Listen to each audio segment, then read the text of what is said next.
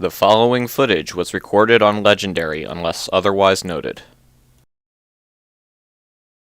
Sup guys, Hokie Bird here, and welcome to episode 2 of Hokie's School of Halo. In this episode, we'll be covering the Unsc Weapons. In Halo Combat Evolved, there are 6 Unsc weapons that can be found throughout the course of the campaign. They are the pistol, assault rifle, frag grenade, sniper rifle, rocket launcher, and shotgun. I'll be covering each of these weapons in the order that you encounter them while playing through the game, so first up we have the pistol. The pistol is the first weapon you get in the game, and it's given to you by Captain Keyes. It has a 12-round magazine and can hold an extra 120 shots in reserve. It's capable of semi-automatic fire by pulling the trigger for each shot, or automatic fire by holding down the trigger.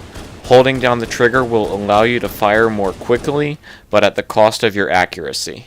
Now what makes the pistol so special is that it's one of only 2 weapons in the entire game that are capable of landing headshots against enemies. It'll kill any unshielded enemy in one shot if you manage to hit the head. A very notable feature of the pistol is its 2x scope. This relatively low magnification means that it can be used for either ranged combat or for lining up precise headshots at medium close range, making it very versatile. This, combined with its headshot capability, means that you should try to carry a pistol on you for most of the game. Now, like all ballistic weaponry, the pistol is best used against unshielded targets. It performs excellently against all enemies so long as you shoot them in their head. The only targets that it's not so great at killing are elites that still have their energy shields and jackals that are hiding behind theirs. However, it can still kill elites in one headshot once their shields have been depleted, and jackals if you manage to shoot around their shield. Now, more skilled players may feel free to disagree with me here, but I prefer to use the pistol as a finishing weapon. I generally use it to land headshots against grunts, or to finish off elites and jackals once their shields have been depleted. You can technically deplete elites' shields by spamming it, or kill enemies by repeatedly shooting them in the body, but on Legendary it's very wasteful. It's far more efficient and easier to pull off to simply use the elite combo to deplete shields and then switch to the pistol for the finishing headshot. Next up, we have the assault rifle, which is found shortly after acquiring the pistol. The assault rifle has a 60-round magazine and can hold a whopping 600 extra shots in reserve. It is a fully automatic weapon, meaning that it'll keep firing as long as you hold down the trigger, but I wouldn't recommend holding down the trigger unless you're at point-blank range, because the accuracy of this weapon is awful. To show just how awful the accuracy of this weapon is, check out this clip of me just firing at a wall.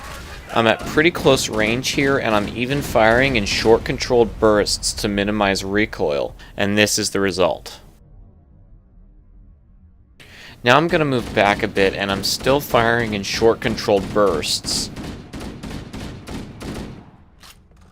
And as you can see, the shots are all over the place. Half of these wouldn't have even hit the target. And now last but not least, this is at the same distance as the last clip, but now I'm firing full auto. And you can see bullets are just going everywhere.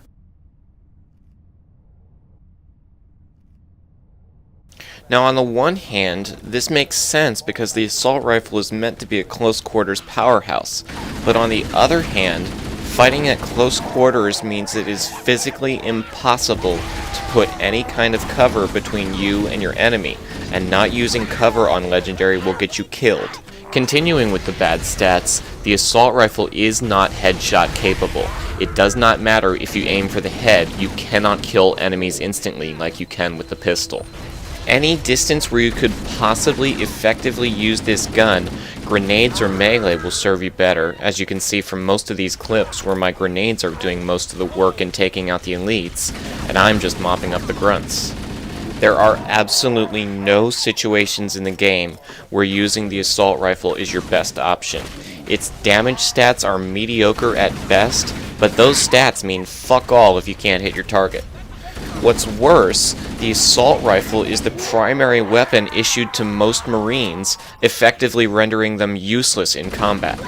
The only times I could justify using the assault rifle would be to quickly wipe out a group of grunts at close range, if all your other weapons are out of ammo, or if you need to make a tutorial video demonstrating it being used on Legendary. Other than that, using this weapon just makes the game harder than it needs to be. Next up, we have the Frag Grenade, which is encountered at the end of the Pillar of Autumn mission. It is the standard grenade used by the UNSC, and unlike the assault rifle, it's actually pretty powerful. It has a 1.5 second fuse, which is activated as soon as it touches the surface, and it has a fairly large blast radius and performs excellently against tightly packed groups of grunts and jackals. It's still useful against elites, but only if they don't evade away from it, which they usually do. Frag grenades are actually pretty rare, so I recommend saving them for specific situations where you need them, or for when you're out of plasma grenades. Frag grenades can either be thrown directly at your target, or, more creatively, ricochet off a wall or ceiling to surprise enemies around a corner. This ricochet ability can be both an advantage or a disadvantage, because on the one hand you can ricochet your grenades, but on the other hand, sometimes when used from elevation, they'll bounce when they hit the ground and explode further on, effectively causing you to miss your target. In general, I use frag grenades in situations where I'll be able to take out multiple enemies at once, or to pry out elites that are hiding behind cover. Next up, we have the sniper rifle, which is first encountered during the second half of the Halo mission shortly after you emerge from the tunnel. The sniper rifle is a semi-automatic weapon with a 4-round magazine and can hold an extra 24 shots in reserve. The sniper rifle is the second of only 2 weapons in the game that are capable of landing headshots, the first being the pistol, like I mentioned earlier. Now, the first thing you'll notice about the sniper rifle is its scope, which is capable of both 2x and 10x magnification. The next thing you'll probably notice is its reticle, which is tiny. Wait a minute. This reticle isn't tiny. This reticle is tiny. I really have no idea why, but 343 thought it was both necessary and a good idea to change the sniper rifle reticle for Anniversary. The new reticle is much larger than the old one, and makes landing headshots far less precise. It can really screw up your aim at longer range. Well, I guess complaining about it won't get us anywhere, so we're just going to have to deal with it. Moving on to damage specs, the sniper rifle's shots are very strong. On the lower difficulties, they can kill almost any enemy in one shot, but on Legendary, you have to be a little more precise with your shooting. In the case of grunts and jackals, they still go down in one shot if you hit the head or torso, but if you accidentally shoot them in the arm, they'll be able to absorb the shot and it won't kill them. Jackal's shields will completely deflect any ballistic rounds you shoot at them, and the sniper rifle is no exception. When sniping jackals, you need to take care to wait until you have a clear shot at their head or torso, otherwise you're just wasting ammo. Moving on to elites, elites are a little trickier, and how you snipe them will depend on their rank. On Legendary, you can kill a blue elite miner in one shot if and only if you hit the head. If you miss the head, his shield will be stripped completely and you'll weaken him significantly, but he will survive. I highly recommend sniping blue elites with a single headshot whenever possible. Red elites, on the other hand, have stronger shields than their blue counterparts. In fact, their shields are strong enough to completely absorb a round from the sniper rifle on Legendary. However, a follow-up shot to either the head or the torso will both deplete the shield and kill the elite. This means that when sniping red elites, it is not necessary to aim for the head. You'll notice in most of these clips that I snipe red elites by shooting at their torso, not their head. In general, I use the sniper rifle to pick off targets from a distance, or to take out high priority targets such as elites before they can cause me any problems. Next up, we have the rocket launcher, which is first encountered at about the midway point of the Silent Cartographer mission. The rocket launcher is a semi-automatic weapon with a 2-round magazine, and it can hold an extra 8 rockets in reserve. It fires self-propelled rockets that fly perfectly straight and detonate immediately after impact with any surface. The rocket launcher is fairly easy to use against infantry. Just aim somewhere near your target and let it rip. Even if you miss your target, if you hit a wall or the ground near them, the explosion will probably kill them anyway. Just don't allow yourself to get caught in the explosion. When using the rocket launcher against infantry, I highly recommend that you pick targets that will allow you to take out numerous enemies at once, just like with frag grenades. Otherwise, just use another weapon and save the ammo. In addition to choosing targets that will give you multiple kills, it is also highly advisable that you aim at your target's feet. That way, if you miss, and you often will, the rocket will hit the ground right next to your enemy and it'll be just as effective. You really don't get a lot of ammo for the rocket launcher, so you want to make every shot count. One unique aspect of the rocket launcher is that it is the only weapon that you can carry that is effective at taking out vehicles. Now, most of the time that you face vehicles in the campaign, you'll have a vehicle of your own to use against them. But there are a few times where you'll need to take out vehicles on foot, and the easiest way to do this is to have a rocket launcher handy. Now, it only takes one rocket to take out a Ghost or Banshee on any difficulty level, but Wraiths are a bit tougher, and they'll require at least 3 rockets on Legendary. In general, I use the rocket launcher to take out large groups of enemies at once, or to take out vehicles.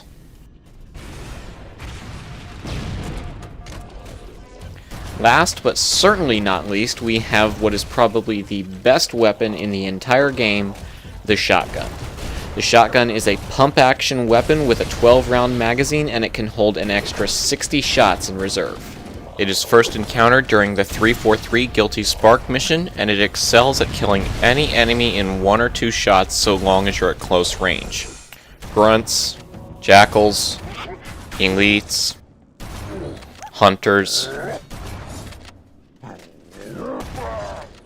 combat forms, even banshees, for fuck's sake, are all vulnerable to a few blasts from the shotgun.